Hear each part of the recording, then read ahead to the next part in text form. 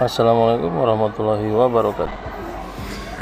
Oke, kali ini kita akan membahas kembali soal yang keluar kemarin di penilaian akhir semester ganjil ya, mata pelajaran IPA untuk materi listrik dan magnet ya. Jadi di sini kita sudah ketemu soal yang magnetnya dulu ya. Jadi di sini ada kawat sepanjang 100 cm dialiri arus listrik 5 ampere. Kawat diletakkan dalam medan magnet 4 kali 10⁻⁵ T sehingga mengalami gaya Lorentz sebesar F.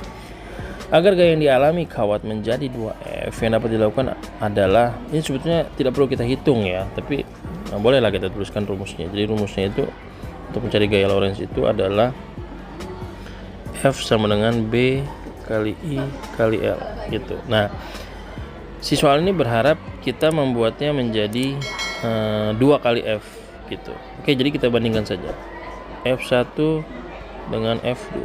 F1 itu adalah B I L, sedangkan F2 itu 2 kalinya. Oke, 2 kalinya B I L. Oke, bisa dipahami ya, 2 kalinya B I L.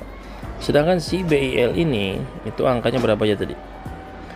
Angkanya di sini adalah 100, kemudian 5 sama panjang kawat saya salah nih.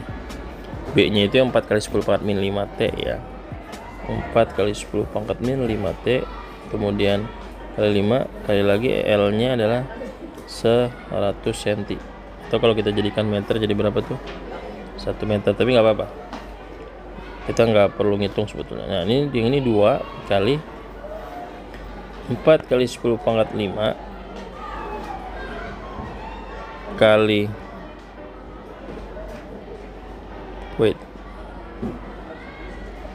ini dikali berapa, 5 sama dikali 100.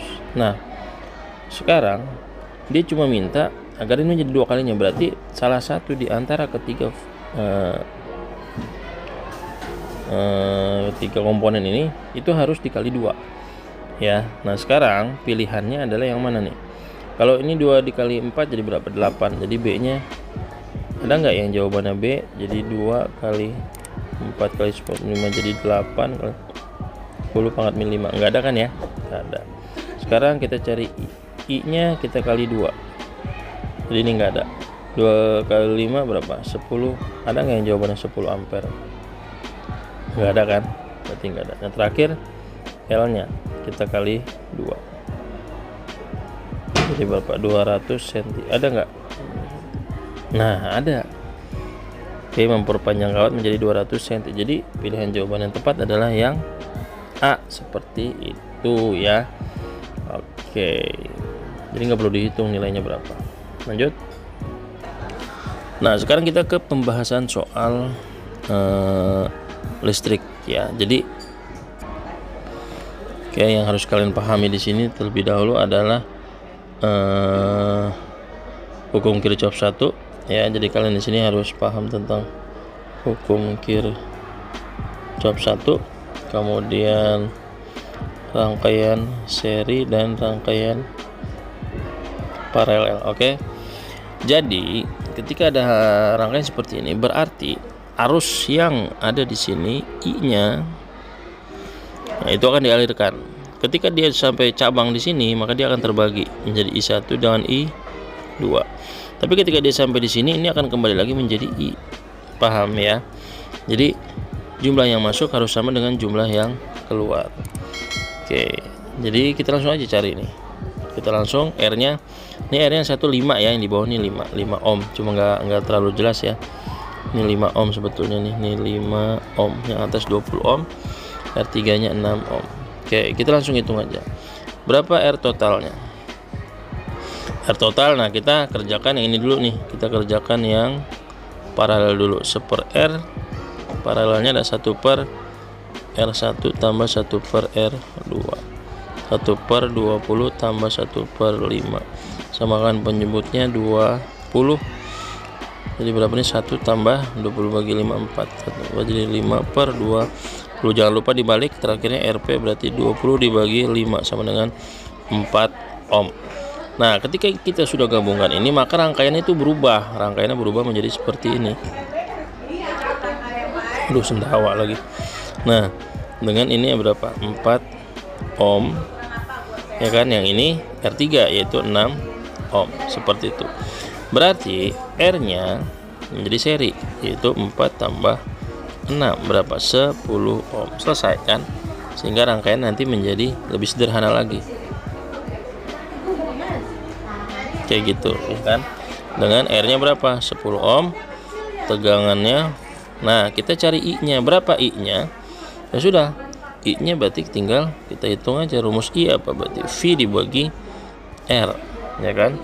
V-nya berapa? 30 dibagi R-nya berapa? 10. 30 bagi 10 berarti berapa? 3 ampere. Artinya arus yang mengalir di seluruh rangkaian ini totalnya adalah 3 ampere. Berarti arus yang mengalir di R3, arus yang mengalir pada hambatan R3 itu sama dengan 3 ampere karena dia adalah keluaran gitu. Keluar jumlahnya harus sama 3 ampere. Oke. Nah, ini di sini pilihannya hambatan R memiliki kuat arus terbesar, R1 tegangan listrik terbesar. Nah, logikanya aja, logikanya. Apakah ini yang terbesar? Kuat arus yang terbesar? Iya apa tidak? Iya, jelas. Ini merupakan kuat arus terbesar. Kenapa? Karena kalau yang lewat di R1 dan R2 itu sudah terbagi, ya kan? Sesuai dengan hukum Kirchhoff pertama. Jadi sebetulnya kita sudah langsung bisa jawab bahwa jawabannya adalah yang A, bahwa R3 memiliki kuat arus yang terbesar. Kenapa? Karena ketika dia bercabang I1 dan I2, ini akan terbagi, dia kan masuknya 3, ya kan? Dia akan terbagi. Kita nggak tahu di sini berapa, di sini berapa.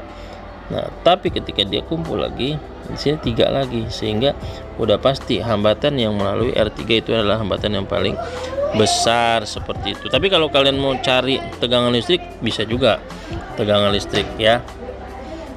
Jika kalian masih penasaran I1 I2 nya berapa, sebenarnya secara logika kita sudah bisa jawab. Jadi jawabannya yang A, seperti itu, ya. Oke, bisa dipahami ya. Tuh, kalau mau dicari lagi ya kalian harus cari voltasenya dulu berapa. Voltasenya tentu kalau voltase dia berapa. Oke, jadi ini cara cepatnya saja ya. Jadi kalian tidak perlu menghitung semua aspek seperti itu. Terima kasih. Jangan lupa like dan subscribe dan share ke teman-teman kalian jika kalian merasa video ini bermanfaat. Terima kasih. Wassalamualaikum warahmatullahi wabarakatuh.